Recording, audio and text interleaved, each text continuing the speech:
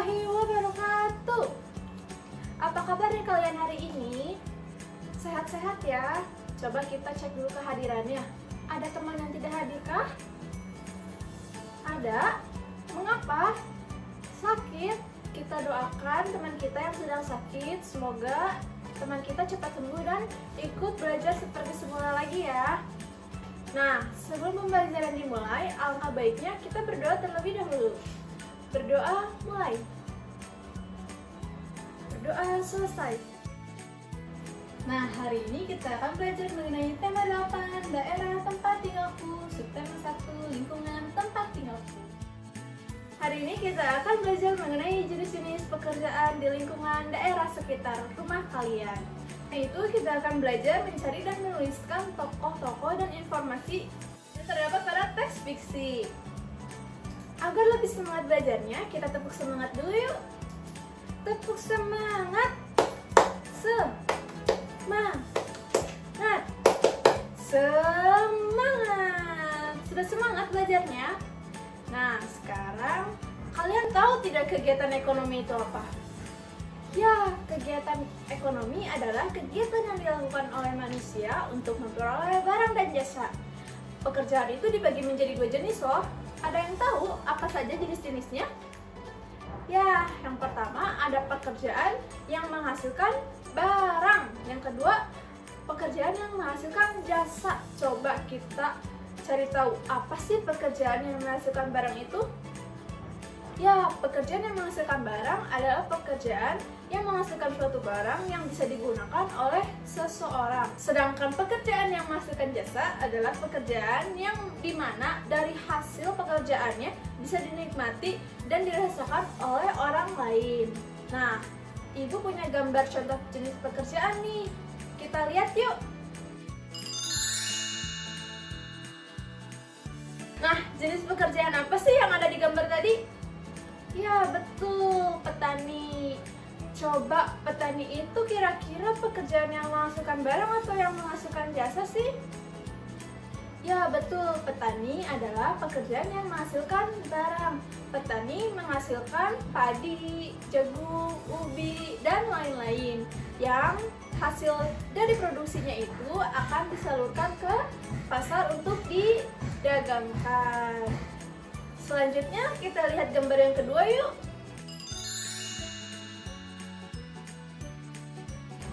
Nah, gambar yang kedua itu pekerjaan apa sih? Ya, betul, pilot.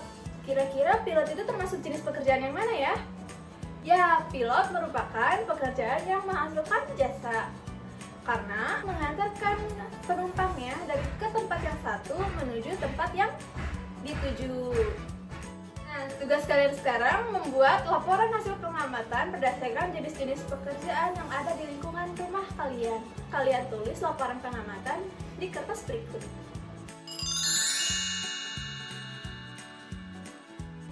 Sudah selesai menuliskan laporan pengamatannya? Jika sudah, adakah yang mau melaporkan hasil jawabannya di depan kelas? Ya, jawabannya bagus-bagus sekali ya. Terdapat banyak jenis-jenis pekerjaan yang ada di lingkungan rumah kalian. Kita beri tepuk salut yuk karena sudah berani melaporkan hasil pengamatannya di depan kelas. Jejak jempol, jejak jempol, salut. Nah, sekarang Ibu punya sebuah cerita fiksi. Ya, ceritanya mengenai asal mula Bukit Catu. Kita simak dulu videonya yuk.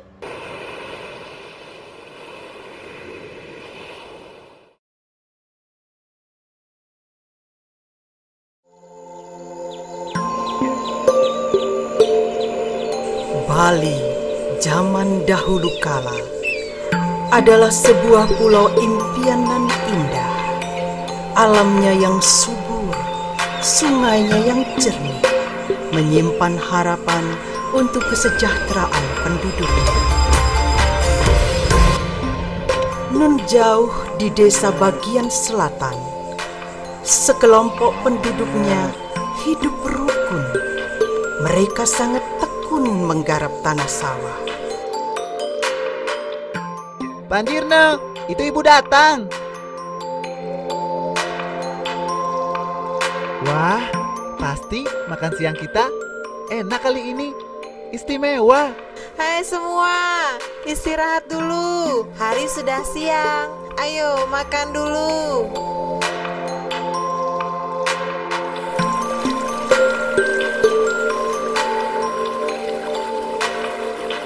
Maaf, agak terlambat. Banyak pekerjaan di rumah yang harus diselesaikan. Tidak apa, Bu.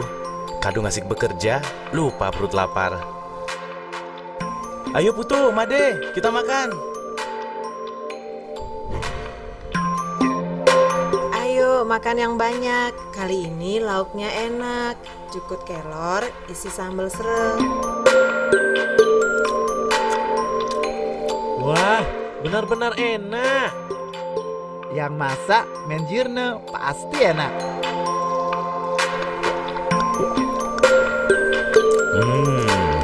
Nasinya enak dan gurih.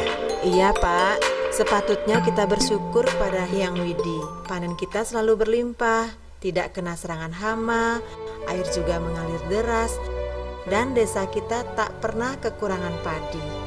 Iya, ya. Nyam, nyam. Sawah kita memang subur. Tahun depan kita ingin hasil panen yang lebih besar lagi.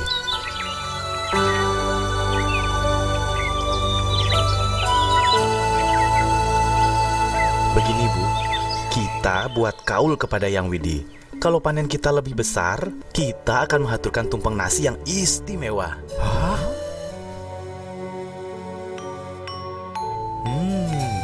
Ya.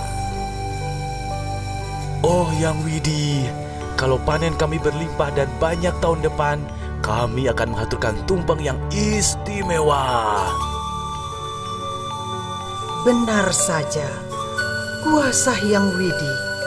Saat panen berikutnya, hasilnya begitu berlimpah. Panjirne sangat senang dan bangga. Sesuai dengan kaul Panjirne, saat itu juga dibuat satu nasi tumpeng yang sangat istimewa untuk dihaturkan kepada dewa.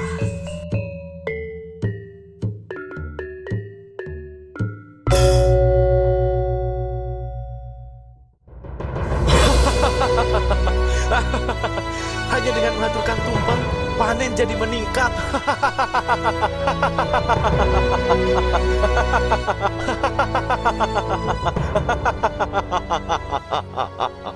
Bu, untuk panen berikutnya, tolong buat tumpeng yang lebih besar ya, agar panen kita lebih besar lagi. Dan tak disangka, panen kali ini menghasilkan padi yang melimpah. Panjirne semakin senang. Hingga suatu hari,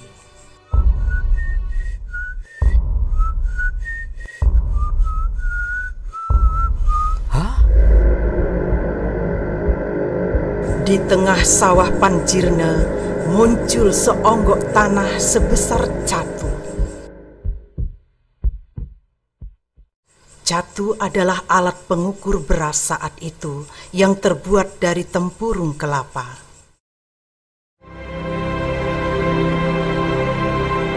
Jangan-jangan ini petunjuk Hyang Widi agar aku tetap mengaturkan tumpeng. Sebaiknya aku kasih tahu ibu ke rumah.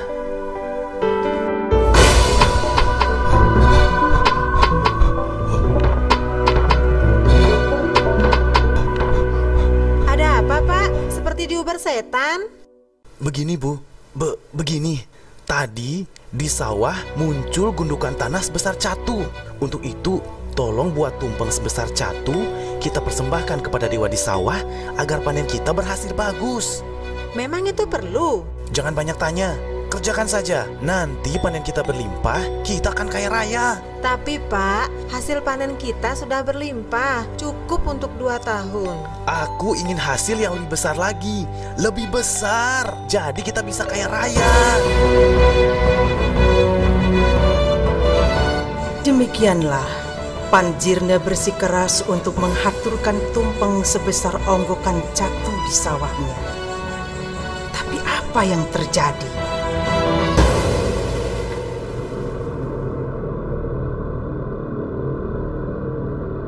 Dengan ajaib, onggokan tanah itu semakin membesar. Ibu, kita buat lagi tumpeng sebesar onggokan tanah ini. Keesokan harinya,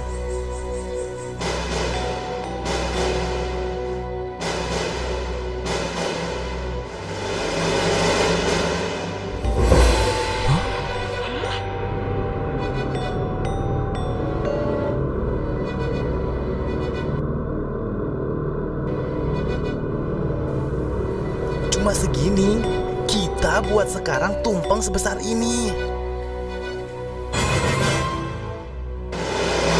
Buat lagi. Lagi.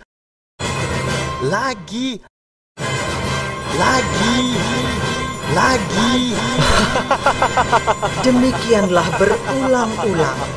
Panjirna merasa tertantang dan menjadi gelap mata.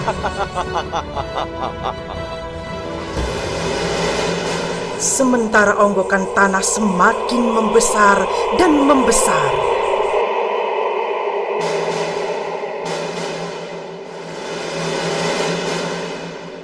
Nih, simpanan padi kita terakhir. Lumbung semua sudah kosong.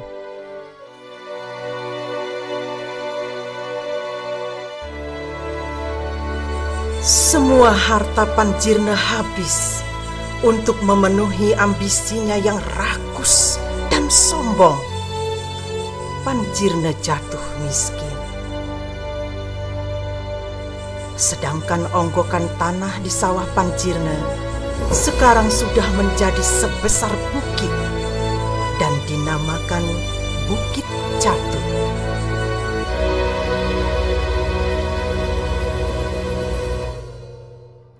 Bagaimana ceritanya? Seru kan?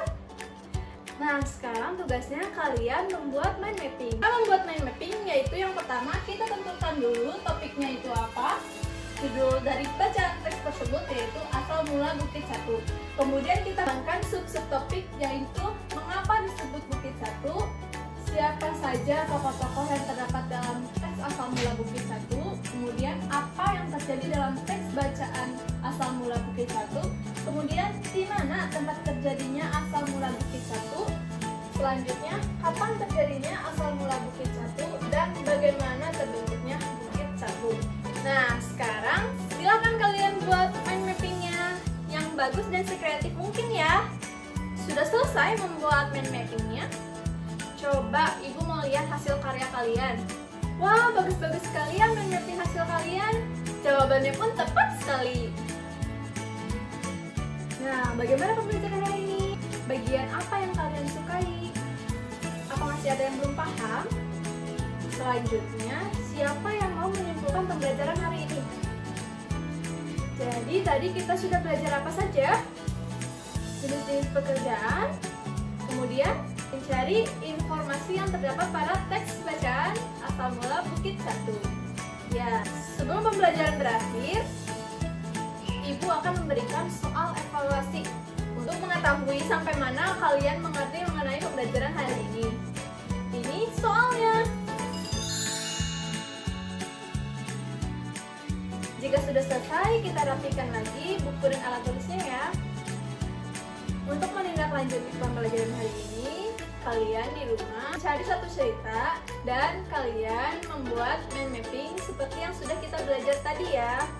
Sebelum pembelajaran ditutup, mari kita berdoa dulu. Berdoa.